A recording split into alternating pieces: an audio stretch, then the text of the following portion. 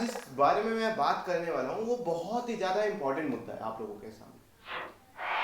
Did you ever think you have failed but you have a proper knowledge? आपने यहाँ तक कि अपने दोस्तों को भी बहुत अच्छे से समझाया है। आप यहाँ तक कि बहुत बार समझ लेते हो कि आपका क्वेश्चन का पैटर्न क्या होने वाला है। मेरे साथ भी होता था यार ये सारी चीजें, लेकिन एक टाइम के बाद मुझे ये सारी चीजें समझ में आई। और वो भी क्यों समझ में आई, क्योंकि मैं अपनी सर्टिफाइड कॉपीज 11 अटेम्प्ट की, हर बार मैंने पैसे लगाए, वो भी 5 रुपए पर कॉपीज निकलवाता था, देखता था।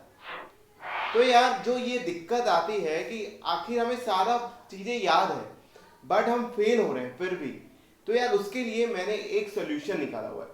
पूरी डिटेल मैंने दे रखी है नीचे डिस्क्रिप्शन बॉक्स में, आप लोगों को आप जाओ चेक कर सकते हो वहां पे। एक मेरे कि भाई प्रेजेंटेशन में बहुत ज्यादा मुद्दा आके फंस जाता है। आप कभी भी मतलब कि अगर 90% केसेस में आप जो लोग फेल होते हैं, 3-4 अटेम्प्ट बाद फेल होते हैं, मुझे उम्मीद है, मैं जहां तक समझ पाता हूँ, जहां तक मैं मिडिल क्लास फैमिली से होके आता हूँ, मुझे जहां तक ये लगता है कि यार जो मिडिल क्लास फैमिली से निकल के आ रहा है वो भाई यार पता है उसे कि उसने पैसा खर्चा कर दिया है, तो वो मतलब इतना मान के चलता हूँ कि वो ढंग से पढ़ाई करके तो रखा होगा, तो उसने कॉन्सेप्ट क्लियर कर रखे बट उस कॉन्सेप्ट को फेंक के नहीं आ पा रहा है।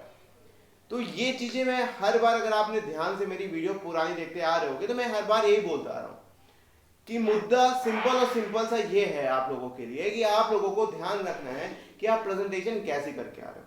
और वहां पे मैं जो टेस्ट सीरीज लेता हूँ, जो मैं पर्सनल ट्रेनिंग देता हूँ, उसमें मैंने देखता आ रहा हूँ कि यार लोग वहां पे बहुत दिक्कत आते हैं।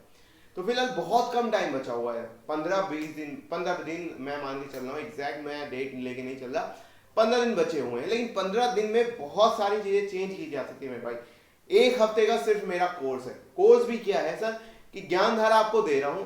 आपका ज्ञान धारा क्या है कि भैया 15-20 क्वेश्चन है मेरे, मतलब कि मैंने इतने सारे एनालिसिस करके, मैंने, अगर आप लोगों ने देखी होगी मैं गेस्ट पेपर कैसे बनाता हूँ, वो वाली अगर आपने वीडियो देखी हो तो आपको समझ में आ रहा होगा कि किस बेसिस पे मैंने कितना फ्रेमवर्क करके आप लोगों के लिए ज्ञान धारा बना के देता हूँ।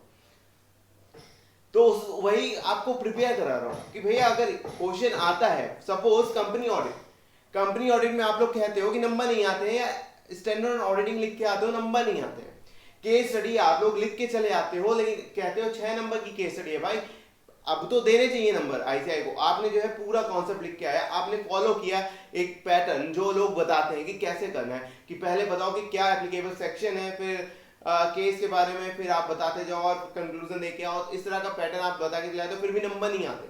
अकाउंटिंग स्टैंडर्ड, जहां पे जो अकाउंट में आप जो बहुत ज्यादा जबरदस्त तरीके से नंबर ला सकते हो, वो है अकाउंटिंग स्टैंडर्ड, जहां पे आप मतलब खींच सकते हो स्कोर को।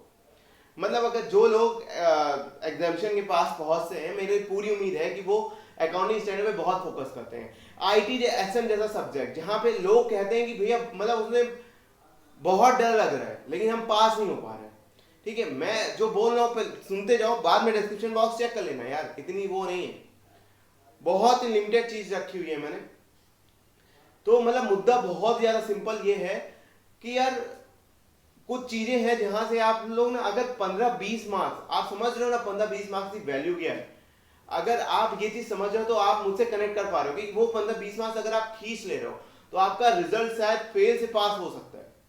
मे भी ये ओल्ड कोर्स वालों के लिए लास्ट अटेम्प्ट हो। अभी तक जो आईसीआई की अनाउंसमेंट चल रही है, बट मेरी प्रिडिक्शन मैंने कुछ करी है, वो आप देखना चाहो तो देख सकते हो। तो उसके बेसिस पे मैं आप लोगों को कुछ दे रहा हूं, वो ये कि भैया 7 दिन का है, 7 दिन के अंदर आपकी ऑडिट में, एक तो मैं पूरा मतलब कि मेरा ये है कि भैया अगर 7 दिन आपने लगा दिया, हर चैप्टर पे एक दिन केवल 15 क्वेश्चन, उसको अच्छे से रट लिया, एक तो पहली बात मतलब कि एक तो चांसेस ये अच्छे हैं कि आपका उसमें से क्वेश्चन आएगा, बहुत ज्यादा जबरदस्त चांसेस। और मैंने आप लोगों को पहले ही प्रैक्टिस करा दी है उस क्वेश्चन को बहुत ही अच्छे तरीके से लिखने की। तो जो मैंने ये करा दिया है तो उससे आपके चांसेस वो बहुत बढ़ जाते हैं। पर्सनल ट्रेनिंग का मेरा जो रिजल्ट 80% जाता है, वो इस वजह से कि मैंने स्टूडेंट को ऐसी सिचुएशन में डाल रखा होता है कि आप लोग विश्वास नहीं करोगे, जो 3 घंटे में पेपर आप लोग करके आते हो, मैंने स्टूडेंट के अंदर वो आदत डाल रखी होती है कि भैया आपको 2 घंटे के अंदर करने हैं वो पेपर। चैलेंज है लेकिन बहुत सारे लोग कर लेते हैं यार। तो मतलब मुद्दा बहुत ज्यादा सिंपल है, नीचे आप चाहो तो ले सकते हो, नहीं चाहो तो जो मैं टिप्स अपलोड करता हूं आप उसमें फोकस कर लेते हो। लेकिन चाहे मेरे से लो चैप्टर वाइज टेस्ट, किसी और से लो, मुझे यार देखो फर्क जनरली नहीं पड़ता।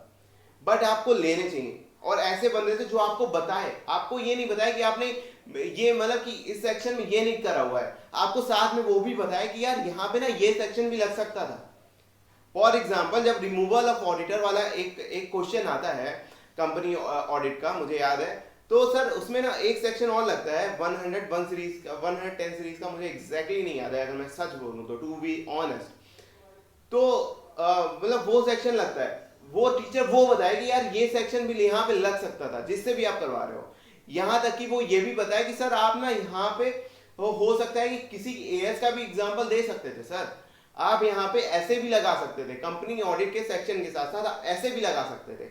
वीडियो थोड़ा लंबी हो रही है लेकिन ध्यान से देखना यार। तो ये बहुत ज्यादा इंपॉर्टेंट है।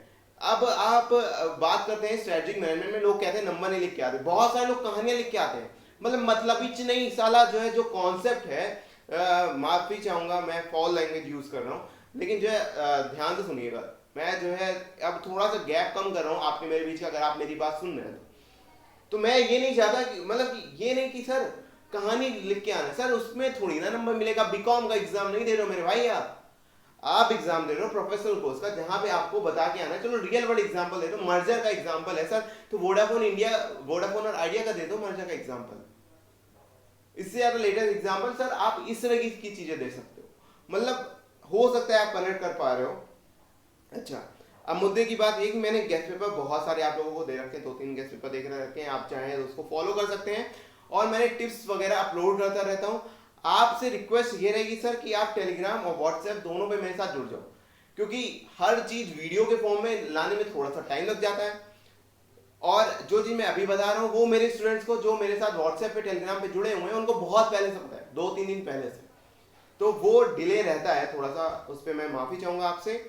और इसीलिए आपसे कहता हूँ कि सर आप टेलीग्राम पे व्हाट्सएप पे जुड़ जाइए ताकि वो चीजें थोड़ा सा आसान हो जाए मेरे आपके लिए। ठीक है, तो दोस्तों इस वीडियो में इतना ही था, मतलब मुद्दे की बात सिंपल है, शॉर्ट है, क्रिप्स में आपको बताता हूं कि मुद्दे की बात इतनी है कि सर आपको कॉन्सेप्ट चाहे जो है बहुत अच्छे से आता हो, लेकिन अगर आपको लिखना नहीं आता तो आप घंटा पास नहीं हो सकते। उसके लिए आपसे रिक्वेस्ट है कि ये चीजें फॉलो कर लो।